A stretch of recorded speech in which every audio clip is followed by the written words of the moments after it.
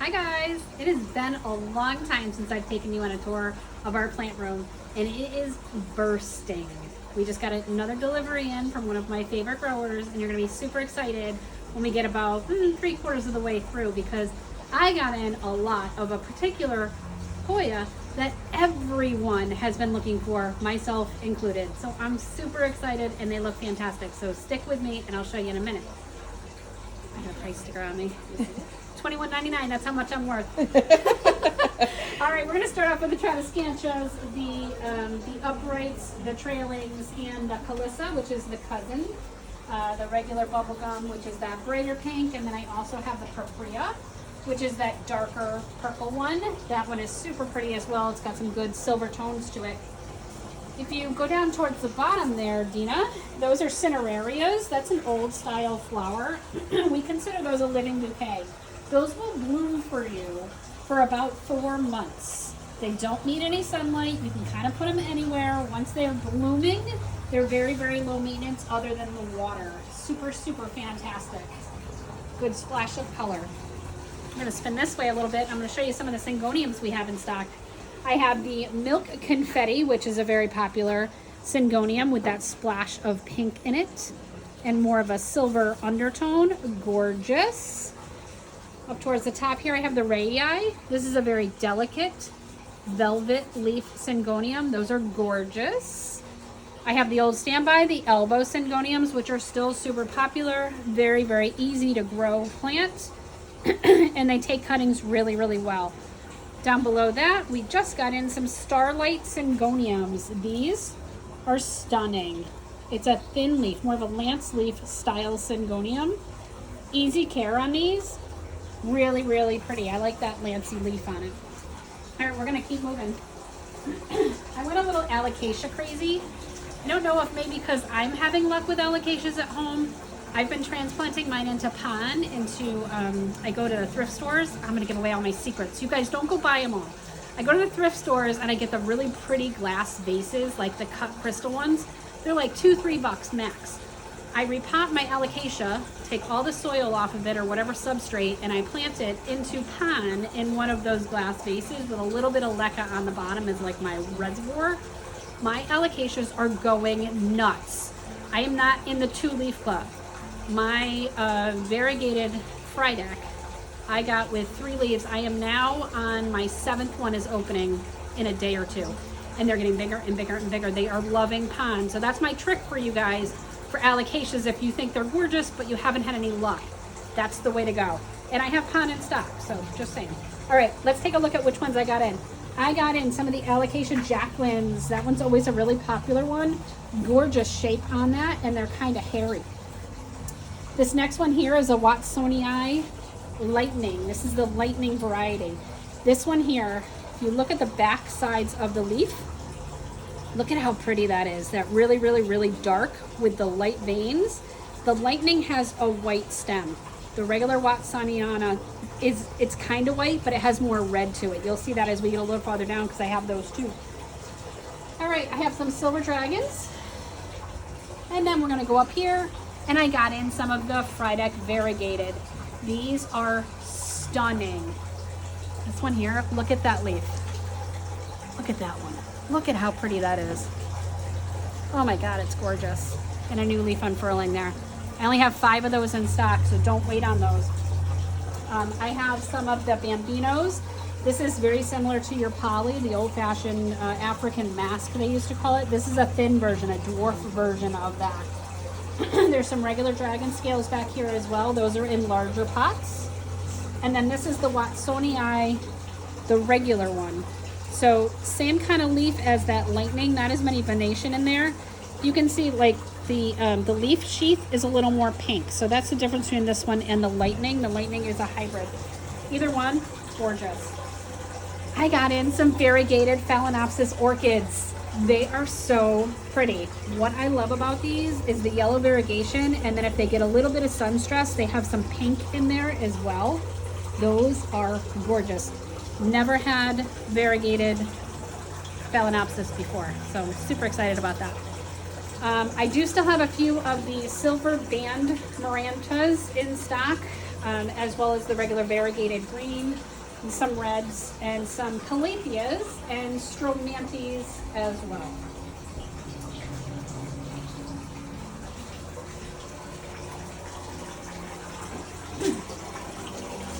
Here's another alocasia. This one here is more of a thicker leaf style. I don't know if that'll come across, but it's really, really thick. These tend to be a little easier to grow than those thinner leaf ones. What I love about this one is the backside. It's purple, gorgeous. This is gonna get kind of a bigger leaf on it, like the Regal Shield, I think it's called, that thicker one that you see in the summertime. It's similar to that, but the top of the leaf is kind of like a little bit of a silver blue to it. Stunning. Those are really, really pretty. I have a few of the Ficus shiverianas in stock. This has been super popular. It's very, very variegated. The newer foliage comes out with kind of a pink tinge on it. Gorgeous.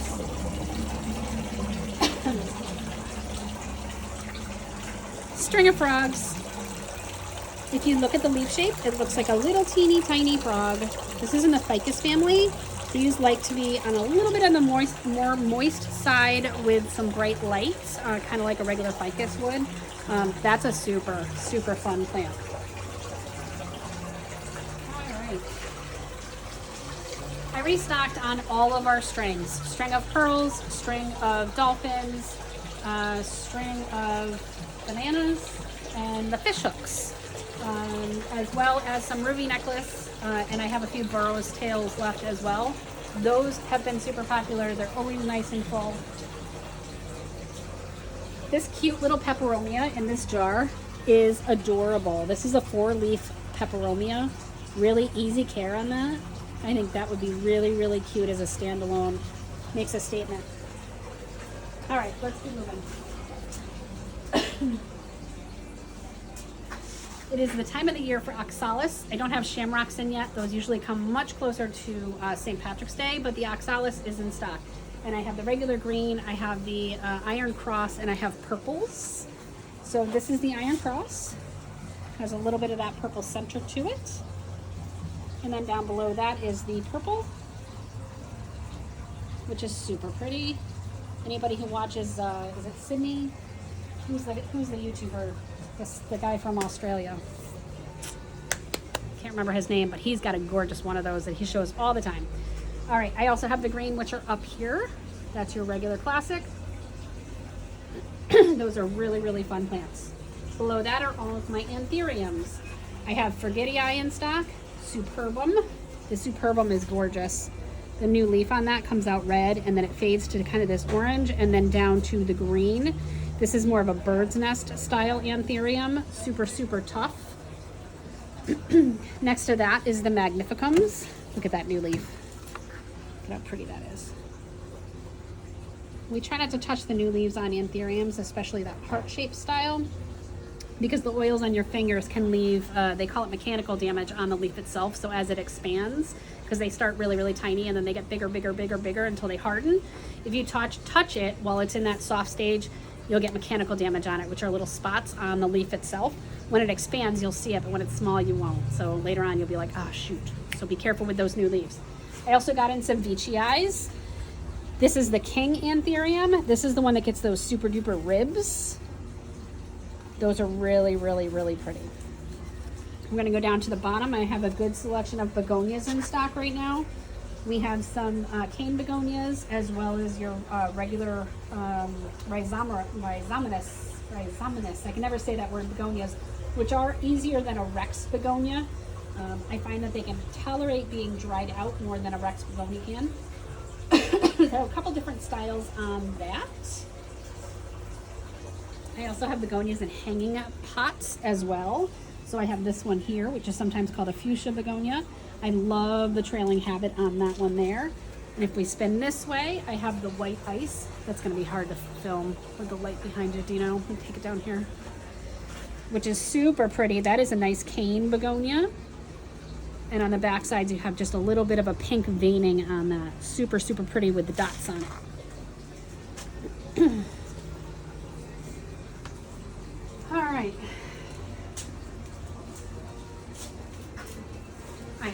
plenty of Scindapsus in stock. I have the Emma's patented one, the So Silver.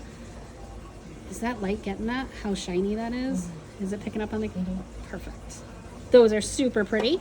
That is only available through the grower that we buy from. And then I do have some of the regular Silver Heroes, which is a much larger leaf, but still that silver. These are gorgeous as well, if you like that silver tone leaf. And then I have other types in stock, the Silver Splash and such. All right, we're at the Hoyas. I can't wait any longer. All right, so I got in some of the Lacinosa Royal Flush. This one here just came in and has a little peduncle. That's gonna smell so good when it opens. All right, I do still have some of the variegated Kentianas in stock. Those are really, really pretty. The new growth on those is like a pinkish red. I have a ton of Ripsalis in stock. These are really, really cool. Kind of a different hanging style. Good texture on that. Breaks up some of your larger leaf hangers. These can handle low light, even though I have them in that strong light. When you put them in strong light, you're gonna get, if you can see that, it's probably better with the light coming through it. Your new growth tends to be a little bit pinkish red, but if it's in a lower light situation, it's just gonna be green, but it's still gonna keep growing for you. I have a couple different styles in that. All right, ta-da! Hoya Linearis. Everybody has been searching for Linearis. The growers have not had them in stock. I have been searching high and low for myself personally. The prices on them are through the roof, and I said I'm not spending that kind of money. I know my grower's gonna have them eventually, and sure enough, here they are. So I over-ordered on these. My brother's gonna kill me. I never ordered this many. I got in 25 of them for you guys, because I knew how many people were looking for the Hoya Linearis, and I wanted to make sure I had enough to cover everybody who wanted one. That is a gorgeous Hoya. It's a fuzzy Hoya. It has those tiny, tiny little leaves that just hang down, and it multiplies on the top, so it becomes very, very full very, very quickly. It is my absolute favorite Hoya of all time. All right, I have lipstick plants in stock as well, a couple different varieties. This one here is my favorite. This is the Black Pagoda that has that really cool, oh, you can see it just right from there. The back pattern on those leaves are so pretty. Plus other different Hoyas in stock as well. All right, philodendrons. I have squamiferums, that fuzzy, fuzzy, fuzzy petiole one. Look at that. So cool. I have some of the smaller ones left in stock, but I just got a larger one as well. What is this one? That's a beaut. I don't know how many are in there, but a lot. That's gonna be a nice full one. Most people tell you to put those on a pole. I was at another garden center in New Hampshire, and they had one in a hanging basket. It was so cool. So, so, so cool. So if you don't have room for a pole, put it on a hanger. Stunning. All right, let's keep moving. Monstera siltipicanas, I got some of those back in stock. That is a gorgeous plant. I really, really like that. Underrated, super underrated. I got in this giant Dieffenbachia. This one is camo, I think is what they call this one. It's huge. It's huge, stunning. This would make a statement. All right, I got in another Lynette. Seems like every time I get one of those in, it sells out very quickly. That's another one of those plants that has the ribbing on the leaves themselves. Super cool. I think there's at least 3 growth points coming out of the center of that. Another very underrated philodendron. Epipremnum pinnatum's, the elbows. I got some of those in stock. Look at that leaf. They're coming through, it's backlit. $16.99 on these, you guys. Really, really, really stunning plants. I got in a bunch of the golden pothos on a pole. These are great if you have a darker corner in the house that you need some height. These will just keep going up and up and up instead of trying to get a tree. Like a ficus would never grow in a dark corner. Some of your other taller plants, most of those don't grow in a dark corner. So that's why I got those in, so that you can get some height on those darker corners. All right, we're gonna keep moving. Cebu Blue Pothos in stock. I have them in a couple different sizes. This is the 4-inch. This has been very popular. It seems like every time I've gotten these in lately, they are flying out the door. I guess they are becoming popular again. They're having their 5 minutes of fame again. All right, let's keep moving. Look at this bad boy. This is a Philodendron Majestic. This thing is enormous. It is gorgeous. It's already on a stake. It has rooted through, and I see at least 2 growth points on that. So that's gonna fill out really, really nice. All right, we're gonna flip the cactus side. I hope the light's not too funky. I am fully stocked on all of those full sun location, low water need plants. I have tons of orchid cactus in stock, the curly and the regular.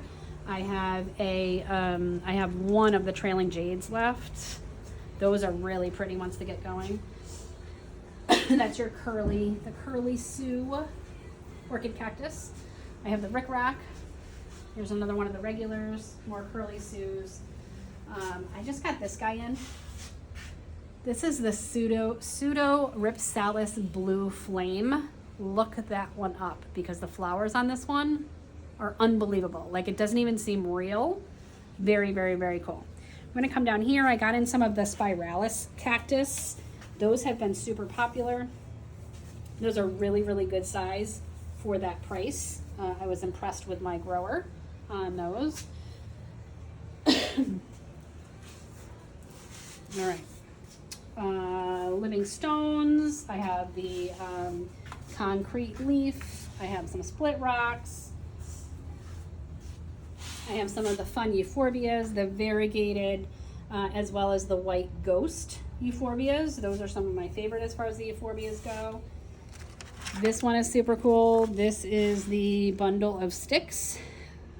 It's hard to tell, but as they grow, they start to look like sticks. They kind of brown out and look like sticks. Those are really, really cool. Anyway, I'm gonna wrap this up because I could go on forever. So that's what I got going on in here. I didn't show you everything. I never do. It would be 2 hours long if I did. We also just got in another order of our Campo di Fiore pottery. I don't know if you saw that post. That pottery is gorgeous. Go back on our Instagram and our Facebook and check out the pictures of those pots because they are stunning. They are my favorite pots of all time. We got another pot order in as well, so we're fully stocked with that. I have all kinds of soils. It's time. Everybody's got spring fever. Get your hands dirty, work on your plants inside, add a few more plants inside. Nobody said that you're out of room. Nobody. And even if you did, there's always room for one more plant. That's just the way it is. Anyway, you guys, thanks so much for watching. We hope to see you soon and have a great day.